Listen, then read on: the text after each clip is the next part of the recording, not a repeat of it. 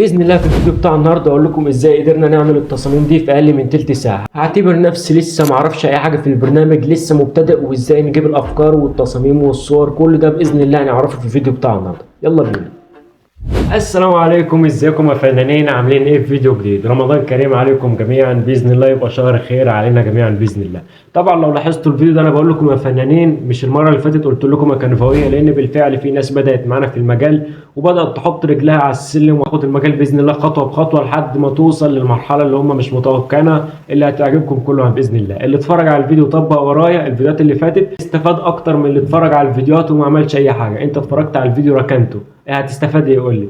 فانا عاوزك بعد كل فيديو تطبق تصميم واتنين، تعمل حاجه بايدك. لما تعمل حاجه بايدك هتثبتها اكتر في دماغك، يعني عشان تثبت المعلومه لازم تعملها بايدك مره اتنين تلاته، مش هتخسر حاجه، يعني حتى التكرار بيعلم الشطار، فانت لازم تعمل حاجه بايدك عشان تفهم معانا. احنا باذن الله في الفيديو بتاع النهارده هنعمل تصاميم في المجال المطاعم والمأكولات وكده. لو ربنا رزقك ومسكت مطعم او مسكت مشروع فيه مأكولات لحد قريبك باذن الله، عشان تعرف تعمل تصاميم لنفسك، عشان تبقى فاهم الدنيا، او لو ربنا رزقك ومسكت صفحه بتاع مؤكلات تعرف تعمل تصاميم ليها. فاحنا ان شاء الله في الفيديو بتاع النهارده انا هعتبر نفسي 1% مش 0%، لان في ناس بدات معانا في المجال فاعتبر دول 1%. فاحنا ان شاء الله في الفيديو بتاع النهارده انا هحط نفسي مكانكم وهعتبر نفسي مش عارف اي حاجه. هنبدا من الصفر، ازاي نجيب الصور، وازاي نعمل تغذيه بصريه، وازاي نعمل افكار ونستخدم ايه، وازاي نعمل ده كله ونطبقه على كانفا مع بعض. ان شاء الله هنعمل كذا تصميم في الفيديو بتاع النهارده، حتى لو طول شويه، بس عشان اكون جمعت لكم كذا فكره كده في فيديو واحد وما اعملش فيديوهات كتير في نفس المجال. فمن غير كلام كتير يلا بينا نخش في الفيديو بتاع النهارده ونبدا في الشرح العملي. يلا بينا.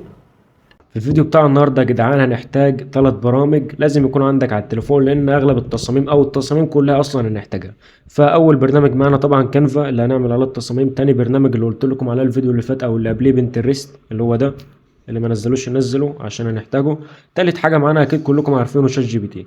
فاحنا هنبدا النهارده بشات جي بي تي، او اول حاجه شات جي بي تي. نفتح شات جي بي تي مع بعض. اول ما فتحنا شات جي بي تي بصوا ركزوا في كل كلمه انا هقولها. طبعا شات جي بي تي هنبقى نحتاجه بعد كده، هنعمل برومت عليه اللي هو يعمل لنا الصوره وكده، بس النهارده هنحتاجه. هنقول له اعمل لنا افكار او قول لنا جمل لتصاميم مختلفه لمطعم مثلا نعملها. يعني هو يقول لك اعمل في التصميم بيتزا مثلا، اكتب بيتزا مش عارف ايه، اكتب برجر طعمه جنان، طعمه مش فاهمين الكلام اللي بيكون مكتوب على التصاميم. احنا نقول له اعمل لنا ده يعني افكار واحنا نطبقها. يلا بينا نكتب مثلا عايز 4 جمل لتصاميم سوشيال ميديا في المجال المأكولات والمطاعم مثلا، المأكولات والمطاعم. ونقول له مثلا تصميم بيتزا مثلا، اكتب بيتزا، برجر، فراخ مشوية مثلا. رابع حاجة مثلا نكتب شاورما مثلا. هنقول له اكتب لنا 4 جمل، عايزين 4 جمل، 4 جمل للبوستات دي. بس اعتبر شات جي بي تي صاحبك ووصف له بالبلدي كده هيفهمك تمام، وتروح بعت الرساله دي دقيقه بالظبط، اقل من دقيقه. بص بعت لك، هتلاقيه كتب لك جمل طويله زي ما انت شايف كده. هنقول له عايزينها جمل اقصر شويه، عايزينها جمل اقصر شويه، عشان طبعا لو كتبنا الكلام ده كله في تصميم هيكون التصميم مليان زحمه وكده. بصوا كتب لك ايه: البيتزا طعم يخليك تطلب واحده كمان، برجر تقيل مزاجه عالي، الفراخ المشويه مشويه صح وطعمها يجنن، الشاورما شاورما سخنه على طول. ناخد ده سكرين عشان ما نحتاجش ندخل تاني وكده. وتعالى ندخل على بنترست، ننزل صوره بيتزا وصوره برجر وصوره فراخ مشويه وصوره شاورما، او ممكن تحتاجهم اصلا في كانفا وانت شغال، ممكن تلاقيهم موجودين في كانفا نفسه، بس احنا هننزلهم مع بعض على بنترست. نفتح بنترست نكتب بيتزا، هتلاقي جاب لك صور بيتزا. بصوا والله العظيم حاجات جميلة يعني ما شاء الله. عجبتني مثلا أول صورة اللي فوق دي. هتروح داخل على الصورة، بعدين دوس تنزيل الصورة، نرجع تاني نبحث عن برجر. برجر يا برجر. طبعا الفيديو بتاع النهارده انت لو لسه ما اكلتش يبقى حظك وحش عشان هتجوع وانت بتتفرج معانا. فمثلا نزل صورة البرجر، نزل الصورة دي ماشي. دوس على الصورة كده 3 نقط، بعدين تنزيل الصورة. نكتب فراخ مشوية، فراخ مشوية. حتى الفيديو بتاع النهاردة طويل بس بإذن الله تستفادوا منه جامد، بوعدكم هتستفادوا منه. عجبتني الصورة دي ماشي. أو تدخل عليها ممكن تلاقي صور برضو أحسن منها، يعني مثلا نختار صورة أحسن كمان، نختار الصورة دي. الفراخ مشوية، انا بقول لكم استحملوا الفيديو بتاع النهارده عشان هنجوع يعني كلنا مع بعض. بعدين نبحث عن رابع حاجة، شاورما. شاورما، جاب لك صور شاورما جميلة زي كده، ننزل مثلا الصورتين دول ولا لا ده عليها علامة 100. طب ننزل هنا ننزل الصورة دي. عايزين نعمل افكار او نشوف نعمل تغذية بصرية لتصميم بتاع بيتزا او تصميم شاورما، يعني ازاي نعمل الفكرة بتاع التصميم. احنا جبنا خلاص الصور، ازاي نعمل تغذية. طبعا اول ما تدوس على صورة الشاورما انزل تحت كده هتلاقي فيه تصاميم زي ما انت شايف كده بالشكل ده، وفي بالشكل ده البرجر ومش عارف ايه. احنا سيبك من ده كله، انا هبدأ معاكم، هفتح البرنامج دلوقتي بس ننزل الصورة. يلا بينا نخش على كانفا ونخش في العملي بتاع الفيديو بتاع النهارده. عاوز بالك اكون طويل معانا في الفيديو بتاع النهارده وركز معايا باذن الله، باذن الله تستفاد منه اقل حاجه 80%، بس ركز معايا وامشي معايا خطوه بخطوه عشان مفيش حاجه تعدي عليك وتفوتك. يلا بينا نعمل انشاء، بعدين تخصيص الحجم، نكتب المقاس 1080 بكسل في 1080 عشان يبقى مربع يعني. لو عاوز تغير البكسل والسنتي هتدوس على السهم ده هتلاقي فيه سنتي وبكسل. سنتيمتر ده في تصاميم الطباعة وكده هنحتاجه. فبعد ما كتبنا 1080 عرض و1080 طول ندوس ابتكار تصميم جديد، هتلاقي فتح معانا التصميم زي ما انتوا شايفين كده. تعالوا اوريكم حاجة كمان، بس استنى نفتح 4 صفح عشان احنا هنعمل 4 تصاميم في الفيديو بتاع النهارده باذن الله. مش هياخد وقت جامد معانا، وهحاول على قد ما اقدر الفيديو يكون قصير يعني مش هيدي التلت ساعة. نصحف كده شمال نفتح صورة جديدة، نقلب كده نفتح صفحة جديدة كده، نقلب صفحة جديدة كده. معانا كام صفحة؟ معانا 4 صفح. تعالوا نخش على شات جي بي تي تاني، هنقول له اقترح لنا ألوان نعمل بيها التصاميم. نرجع لشات جي بي تي، اقترح ألوان نعمل بيها التصاميم. اقترح ألوان نعمل بيها التصاميم، هتلاقي رد عليك قال لك اختار أحمر وأصفر وبس. أنا هقول له عاوزين كله بنفس الهوية، عايزين كله بنفس الهوية يعني عشان يبقى كله نفس اللونين، ما نحطش احمر مع اخضر مش عارف ايه. بيقول لك اختار الاحمر واختار الاصفر واختار الاسود مش عارف ايه. هنقول له اكتب لنا اكواد للالوان دي، اكتب اكواد للالوان، الالوان دي يعني تاخد الكود تحطه في الالوان على كانفا زي ما انا وريتكم الفيديو اللي فات واللي قبليه وفي الاساسيات عشان يطلع لكم يعني اللون. نروح واخدين اول كود الاحمر ناخده كده نسخ، بعدين الاصفر الدافئ ناخده نسخ كده، وممكن البرتقالي مش محتاجينه. بعدين ندخل على كانفا نرجع كده نفتح اول صفحه معانا. عاوزك تركز معايا وان شاء الله الفيديو هتستفادوا منه، انا عمال اكرر تستفادوا منه بس يبقى انا بحاول والله يعني اسهل لكم الموضوع، مش عاوزكم تحسوا ان الموضوع صعب يعني هو الموضوع سهل بس محتاج استمرار وتكرار حاجه كتير. فنختار في كل صفحه الحاجه اللي هنعملها. اول صفحه مثلا نعمل البيتزا، نختار صوره البيتزا نحطها في اول صفحه، نقلب صفحة تانية نحط صورة مثلا البرجر دي، نقلب تالت صفحة نحط صورة الفراخ المشوية، نقلب رابع صفحة نحط صورة الشاورما. نبدأ خطوة بخطوة من أول تصميم البيتزا. نحط الأول الخلفية باللون الأحمر اللي جبناه من شات جي بي تي، ندخل على اللون، بعدين العلامة اللي على اليمين خالص دوس عليها واكتب في الكود اللي تحت ده الكود اللي انت خدته من شات جي بي تي اللون الأحمر. بصوا فتح لكم اللون زي ما انتم شايفين بالشكل الجميل ده. نعمل ازالة خلفية لصورة البيتزا، دوس على الصورة كده بعدين مزيل الخلفية تدوس عليها ثانيتين بالظبط وهتلاقي الخلفية اتشالت معاك زي ما انتم شايفين اتشالت بالشكل الجميل ده. نحطها مثلا في الركن ده، بعدين نختار خط هنعمل بيه الكلام في التصميم. فاحنا نرجع بس لشات جي بي تي ناخد الكلام اللي كان كاتبه للبيتزا، نرجع بس هنا كان كاتب على البيتزا ايه، البيتزا البيتزا البيتزا البيتزا البيتزا، كاتب للبيتزا طعم يخليك تطلب واحدة كمان.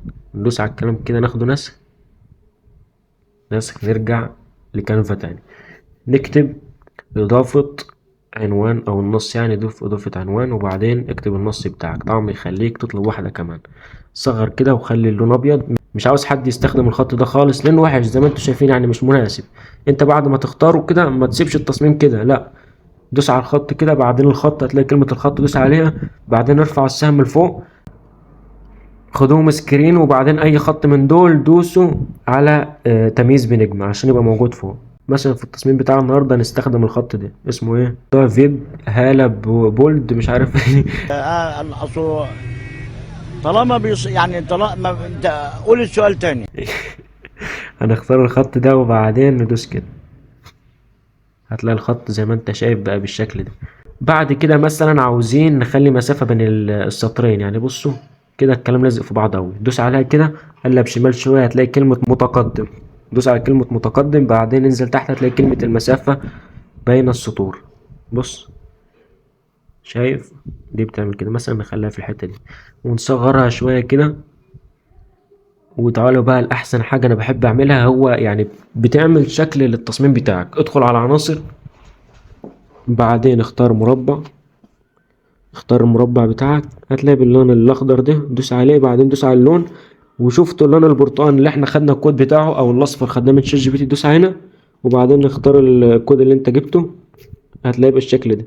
عاوزك بقى تروح داخل على الطبقات، او هتلاقي نزل تحت الكلمة الواحدة، او انت مثلا لو ما لقيتوش تحت كلمة واحدة كمان، احنا هنخليه تحت الكلمة اللي تحت، هتروح داخل على الطبقات وبعدين تشده وتخليه تحت الكلمة، هو موجود تحت الكلمة اساسا. بعدين من الحروف كده تروح مصغر شوية ومكبر زي ما انت عايز، صغر يا معلم شوية كده على قد الكلمة بتاعتك. دي أذواق، انت عاوزك تبقى مبدع في الحاجة بتاعتك، عاوزك يبقى عندك ذوق في الحاجة. بصوا بقت بالشكل ده. كده احنا اول حاجة خلصناها في التصميم بتاعنا الكلام، واخترنا الصورة وشلنا الخلفية. تعالوا بقى الحاجة التانية، ندخل على العناصر، نختار مثلا اشكال، نختار مثلث، اكتب مثلث، هتلاقي جاب لك مثلث زي كده، اختار واحد بعدين خلي اللون مثلا ابيض، دوس على اللون بعدين اختار الابيض او الاصفر عادي، مثلا اختار الاصفر عشان يبقى بالاصفر والابيض. كبر كده شوية، كبر المثلث بتاعك شوية، بعدين خش على الطبقات نزله تحت البيتزا بتاعتك بقى بالشكل ده. ايه رأيكم؟ ظبطه كده خليه تحت البيتزا بالظبط، وبعدين كبر شويه وهات البيتزا خليها في النص بتاع المثلث بقت بالشكل ده. احنا كده يعتبر خلصنا التصميم بتاعنا، فعاوزين نعمل ظل للبيتزا عشان تبقى واقعيه وشكلها اجمل شويه. دوس على البيتزا بعدين صحها شمال شويه هتلاقي كلمه التأثيرات، دوس عليها بعدين الظلال، وبعدين جرب الحاجات دي مثلا خفي بالشكل ده، دوس عليها تاني ظل تقريبا، وظبط انت الظل بتاعك يا معلم، خليه مثلا بالزاويه كده بس. عملنا لها ظل زي ما انت شايف، الصورة بقت واقعية جامد. عاوزين نعمل لوجو او نجيب لوجو نستخدمه في الاربع تصاميم، ندخل على العناصر نكتب لوجو مطعم، اي لوجو بس كده عشان يعمل شكل للتصميم، لوجو مطعم. جاب لك حاجات زي ما انت شايف كده، نختار ده عشان باللون الاصفر ده حلو قوي، يعني حظنا حلو، ونروح مصغرينه كده شوية ونحطه فوق على الشمال. ده طبعا اللوجو مثلا انت شغال في مطعم فده اللوجو بتاع المطعم تحطه فوق هنا. ماشي هنحطه في الاربع تصاميم. طبعا تحت بيكون موجود ايه بقى، العنوان وموجود ارقام التواصل. احنا ندخل على العناصر نكتب موبايل او تكتب تليفون عادي، موبايل، نختار مثلا الشكل ده، نخلي اللون ابيض او اصفر، مش عاوزك تستخدم الوان كتير في التصميم. بصوا في التصميم بتاعنا ما فيش غير اصفر واحمر وابيض بس، ونصغر ده شوية هنا. ماشي بعدين تدخل على عناصر تاني تكتب ايقونة لوكيشن، ونختار مثلا الشكل ده ونخلي اللون برضو ابيض. تمام ونصغرها ونحطها هنا برضو جنبيها تحت خالص، فبقى الشكل ده. ممكن نصغرها شوية كمان كده ونصغر الهاتف شوية كده، بعدين ندخل على النص ونكتب الرقم بتاعنا، بعدين نكتب الرقم بتاعنا كده كده رقمي معاكم فمش هتزولوني، اكتب الرقم بتاعي 010 67 مش عارف ايه وبس. بعد ما كتبت الرقم هتروح واخده كده خلي اللون مثلا بتاعه اصفر. تمام صغر الخط صغر الخط صغر الخط وخليه تحت خالص كده يا معلم بقى بالشكل الجميل ده بالظبط كده. بعدين نعمل تكرار للخط ونكتب العنوان بتاعنا مثلا الفيوم، يعني تكتب العنوان بتاع المطعم هو موجود فين، بس اي حاجة بس كده يعني. يا رب تكونوا فهمت اول فكرة، ونظبط دي شوية فوق كده ونظبط ده هنا. فبس احنا كده خلصنا اول تصميم. ايه رأيكم عاوزين مثلا نعمل حاجة تجميلية كمان؟ ندخل على عناصر نكتب اضاءة، هتلاقي جاب لك الاضاءة البيضة دي، حطها مثلا على حرف التصميم عشان تعمل اضاءة كده. بصوا ايه رأيكم؟ كده اول تصميم معانا خلص. نقلل الشفافية بتاع الاضاءة بس شوية كده بقى بالشكل الجميل ده. كده اول تصميم خلص معانا. تعالوا نخش على تصميم البرجر. او انا هعمل معاكم حاجه عاوزكم تعملوها وتنزلوها على الجروب بتاع الفيس اكنه اختبار، واللي هيكسب او اللي هيعمل التصميم بشكل حلو هيكون ليه جايزه عندي باذن الله، يكون ليه جايزه كويسه.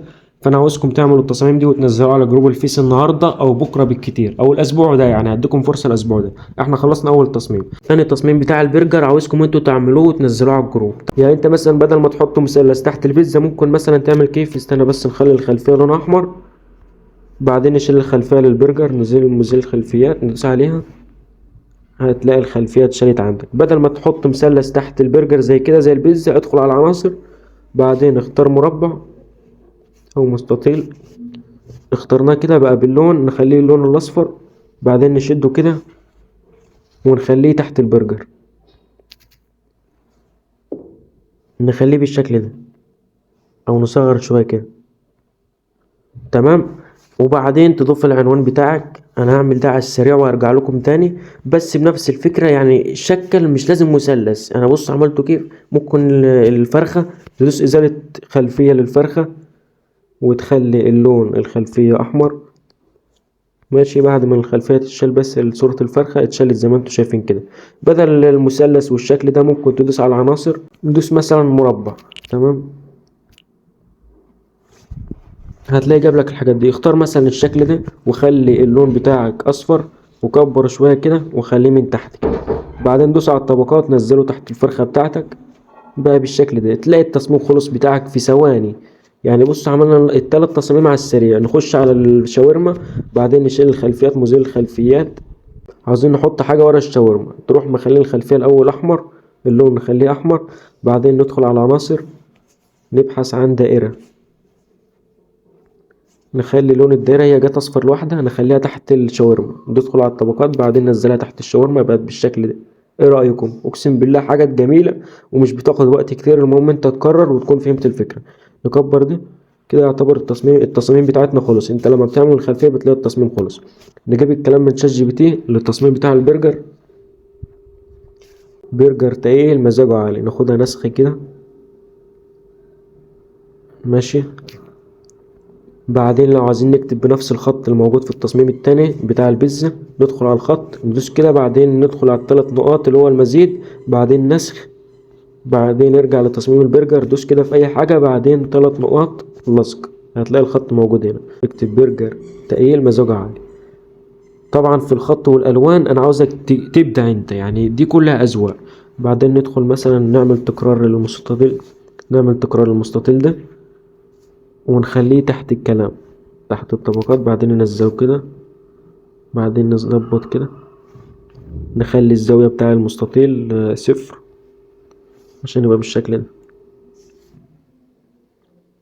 بقى بالشكل الجميل بتاعكم ده. وتضيف تحت العنوان والارقام بنفس التفاصيل اللي احنا ضفناها هنا. ناخد اللوجو نسخ عشان نحطه في كل التصميم في المزيد، بعدين نسخ، بعدين نرجع للتصميم بتاعك دوس في اي حتة مثلا المزيد بعدين لصق هتلاقيه موجود عندك. مثلا لو لقيته جاي على الكلام صغره شوية كده مثلا، او ممكن تنزله في اي حتة في الصورة. تمام كده. يعطيني تصميم خلص معانا. بس عاوزين نعمل قبل ما نخلص التصميم لازم نعمل ظل. شايفين البرجر طاير ازاي؟ لازم نعمله ظل عشان يبقى واقعي. ندخل على العناصر بعدين نكتب ظل،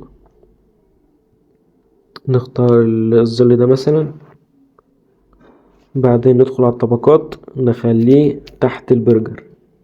لو مش فاهم ازاي نعمل الظل انا شرحته في الفيديو اللي فات، ماشي. نخلي الشفافية مثلا صغيرة شوية وندخل برضو على البرجر ندوس عليه، بعدين التأثيرات نعمل الظلال، نعمل الخلفية مثلا دي او دي، لا نختار التاني واحد اللي هو الخفي.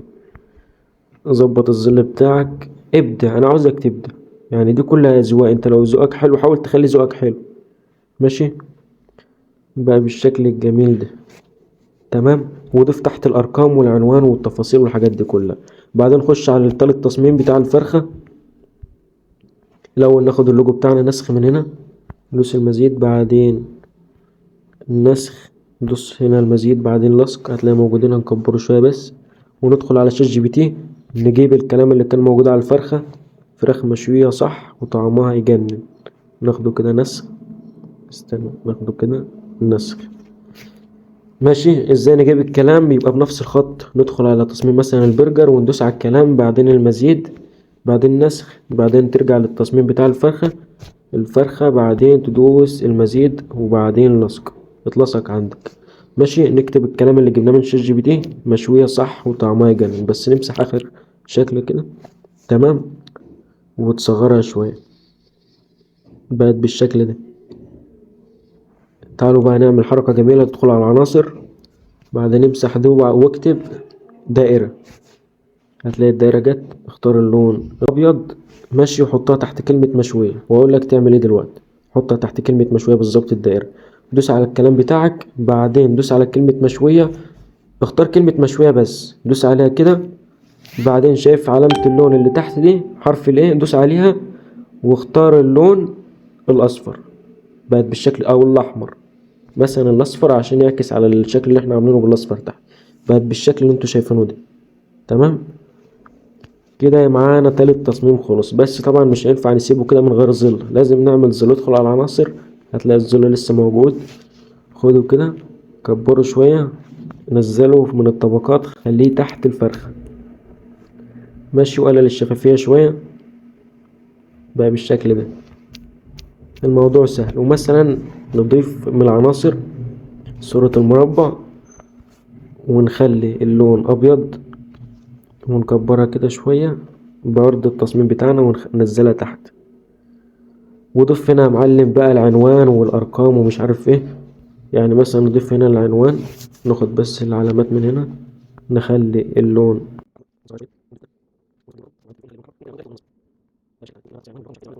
هنخش على رابع تصميم. ما خدناش وقت في الثلاث تصاميم زي ما انتوا شايفين كده.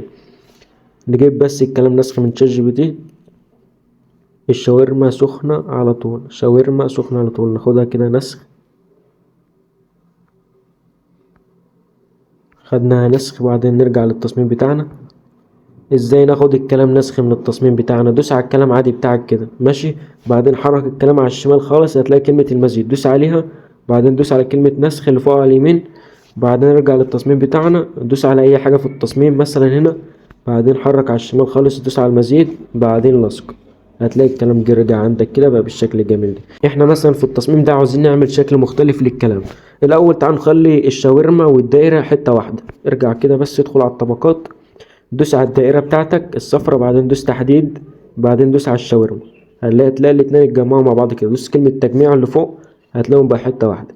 نخليهم على الشمال كده خالص، نكبرها بس شوية كده، نكتب الكلام بتاعنا: شاورما سخنة، بقى بالشكل ده. تعالوا نعمل حركة جميلة. ادخل على التعديل واعمل هنا، خلي كل واحدة في سطر واحد على طول، بقت كل كلمة في سطر واحد، ماشي. بعدين تنزلها، تخليها في التصميم بتاعك على اليمين هنا، ماشي، بقى بالشكل ده. خلي اللون مثلا ابيض، او خلي اللون اصفر. بس عاوزين نخلي الكلام كله قد بعض. دوس على الكلام بتاعك كده، بعدين تعديل، بعدين دوس على كلمة سخنة، مط الكلمة خليها قد اطول كلمة موجودة عندك بالعلامة اللي فوق. برضو لو مش عارف ازاي تطول الكلمة كده، ارجع للتصميم بتاع الكعبة، شرحت ده في الفيديو. بعدين ندخل على كلمة تعالى، بنفس الحركات برضو، طول الكلمة كده، طول طول طول. بعدين نخش على كلمة طول، طول الكلمة بتاعتك كده.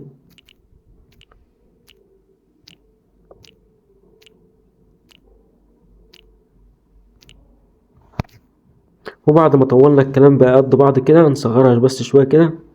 بعدين ندخل على العناصر، نختار مربع، نخلي الزاوية، كلمة زاوية نخليها 0، ونخلي اللون أبيض، ونحطها مثلا تحت كلمة سخنة. صغرها كده، خلي المربع تحت كلمة سخنة، بقى بالشكل ده. بعدين ناخد اللوجو نسخ من التصاميم اللي فاتت، ندخل كده في اي تصميم ندوس على اللوجو، بعدين المزيد، بعدين نسخ، بعدين نرجع للتصميم بتاع الشاورما ودوس المزيد، وبعدين دوس لصق، هتلاقي اللوجو موجود عندك على فوق. تعالوا دلوقتي بس عاوزين نعمل ظل للشاورما. الاول دوس على الشاورما كده، بعدين تفكيك العناصر عشان تبقى كل حتة لوحدها عشان نعرف نعمل ظل. ندخل على العناصر، نكتب ظل، او هو موجود بره بس انا هبحث عليه تاني. ماشي، نختار مثلا الظل ده. بعدين ندخل على الطبقات، شده كده خليه تحت الشاورما، بين الشاورما والدائرة بقى بالشكل الجميل ده. صغر بس كده شوية بقى بالشكل ده يا معلم. بعدين مثلا شاورما سخنة على طول، في كلمة سخنة، فاحنا عاوزين نعمل حاجة تبين ان الشاورما دي سخنة. ندخل على العناصر، نكتب نار او نكتب دخان. نار، هتلاقي في حاجات جميلة زي ما انت شايف ظهرت قدامك كده. نختار مثلا اول واحدة النار دي، ونخش على الطبقات نخليها ورا الشاورما. بصوا بقت بالشكل ده. ممكن تدوس تكرار للنار وتخليها فوق الشاورما بقت بالشكل ده. بعدين ندخل على الدخان، نكتب في العناصر دخان عشان يبقى في دخان، يعني عشان تحس فعلا الموضوع هيدوس كده هتلاقيها اتعملت بالشكل الجميل ده. ايه رأيكم؟ بعدين نضيف تحت العناصر اللي هي العنوان والتليفون ومش عارف ايه، ندخل اكس.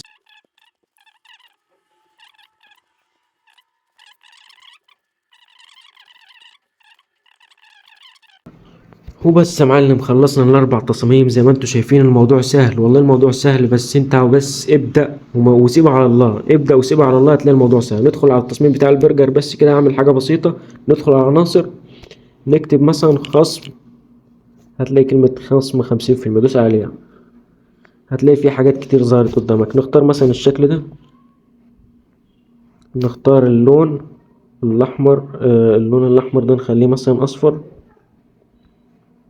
ماشي، ونصغره شوية كده ونحطه في الجنب ده. تمام، نصغر شوية. بعدين تدخل على العناصر، سهم، اكتب سهم حلزون، وتختار أي شكل من الأشكال ده. وبعدين خلي اللون بتاع السهم أبيض. بعدين انعكاس عمودي، وتصغر السهم يا معلم شوية كده، تخليه ماشي على خصم 50%. تمام، وبس. نعمل مثلا عناصر، نجيب إضاءة تانية، اكتب إضاءة ونخليها ورا البرجر. ادخل على الطبقات، شدها كده خليها تحت خالص، او طلعها بين البرجر ومش كده بقت بالشكل ده. بعدين عاوزين نعمل حاجة تبين ان البرجر تقيل فعلا. ادخل على العناصر، اكتب اكنه يعني حاجة كبيرة، فاهمين؟ فمثلا نختار الشكل ونصغره شوية هنا. طبعا الحاجات دي أذواق، يعني انت وذوقك، ممكن تمسحها ممكن تخليها، بس يعني عشان تبين ان التصميم بتاعك البرجر كبير يعني. كده الاربع تصاميم بتوعنا خلصوا يا معلم، والموضوع سهل. انت عاوز بس يبدأ وملكش دعوة، سيبها على الله. تعالوا نقلب الكاميرا هتكلم معاكم اخر كلمتين قبل ما اقفل الفيديو. يلا بينا. وبس يا كنفاوية، خلصنا الفيديو بتاع النهارده. اتمنى يكون عجبكم باقل معلومه، بس ان شاء الله هتكونوا استفدتوا من الفيديو كله. عاوز اشوف الابداع بتاعكم على الجروب بتاع الفيس، لو انت مش موجود فيه هسيب لكم اللينك في اول كومنت. خش على الجروب عشان بننزل عليه تصاميم، واي واحد بيعمل تصميم بننزل، وكل واحد فينا بيقول رايه. يعني بحاول اعدل عليكم حاجات بسيطه كده عشان نوصل لاحسن مستوى. اتمنى تكونوا استفدتوا من الفيديو، وانتظروا الفيديوهات اللي جايه احسن واحسن. مش طالب منكم غير شويه تقدير بس، حاولوا تشيروا القناه على قد ما تقدروا. اي حد مهتم بالمجال عاوز يبدا على التليفون، معهوش لاب لسه زي امكانياتي كده، لسه ما اشتريتش لاب، فعاوزك تبعت له اللينك بتاع القناه عشان نبدا كلنا نساعد بعض ونمشي معانا خطوه بخطوه لحد ما كل واحد فينا يقدر يحقق اللي هو نفسه فيه ويتعلم حاجه في السنه الجديده. يلا اشوف وشكم على خير، ورمضان كريم عليكم جميعا، وانتظروا الفيديوهات الجايه. سلام. Bye. Have a great time.